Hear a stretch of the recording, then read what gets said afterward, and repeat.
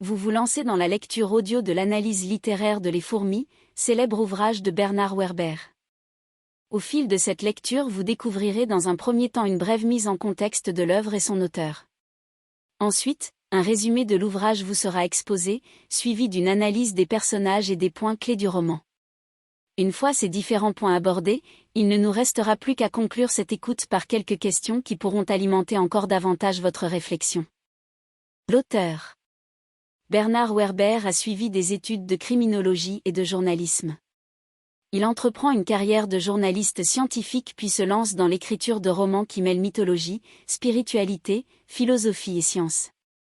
Quel que soit le thème abordé, les fourmis, l'évolution, la mort, l'homme reste constamment au centre des préoccupations et des recherches de l'auteur. Dans ses livres, Bernard Werber explore allègrement diverses formes d'écriture. Le roman policier, Le père de nos pères, le merveilleux L'Empire des anges, 2000, la science-fiction L'ultime secret, 2001, ou encore la nouvelle L'arbre des possibles, 2002, et les mêle même parfois au sein d'un même roman, comme c'est le cas pour Les Fourmis. L'œuvre.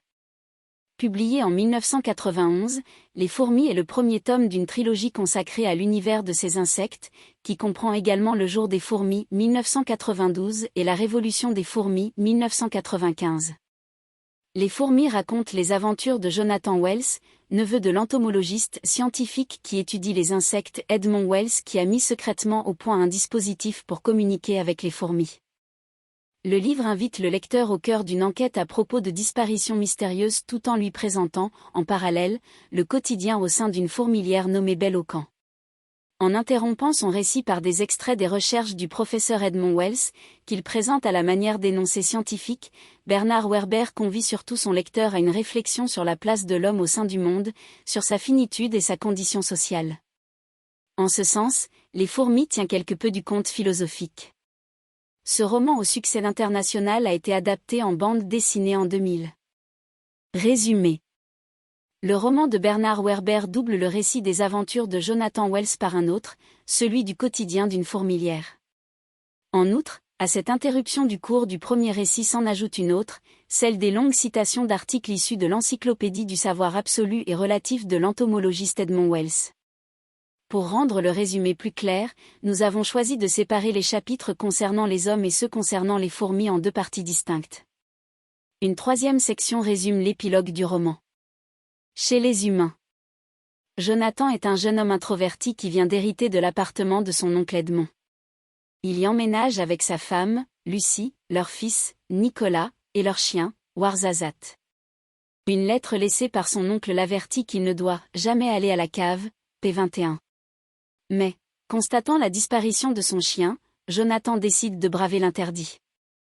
Il n'en ressort que 8 heures plus tard avec le corps de Warzazat, qui a été dévoré par les rats. Depuis, il se sent attiré par cet endroit et décide d'y retourner à plusieurs reprises, jusqu'à sa disparition. C'est ma plongée, c'est mon chemin, p61. Ne voyant pas son mari revenir, Lucie part à sa recherche dans la cave. Les heures passent, et comme personne ne remonte du sous-sol, Nicolas avertit la police.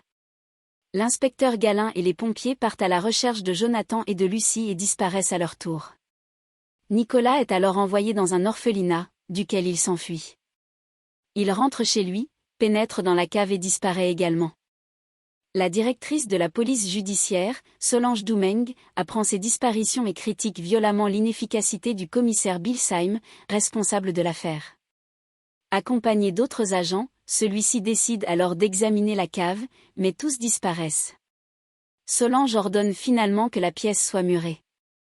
Selon les vœux de son fils Edmond, Augusta, la grand-mère de Jonathan, emménage dans la maison familiale. Elle invite le professeur Leduc, un ancien collègue de son fils, à mener son enquête. Celui-ci descend à la cave et en remonte 24 heures plus tard, sans avoir rien trouvé qui éclaire le mystère. Augusta, qui ressent instinctivement une animosité envers le duc, n'est pas étonné que celui-ci échoue à résoudre l'énigme. Chez les fourmis. Les fourmis rousses de Belle au Camp sortent de leur hibernation. La fourmi mâle 327e est recrutée avec d'autres pour une expédition en vue de ramener de la nourriture et de rompre ainsi le jeûne de l'hiver. Au retour, toutes décèdent sauf 327e. Cette dernière pense qu'il s'agit d'une attaque des fourmis naines de Shigaipu, réalisée grâce à une arme... Nous espérons que vous avez apprécié cet aperçu. Pour continuer à écouter ce livre audio sur Google Play Livres, utilisez le lien dans la description de la vidéo.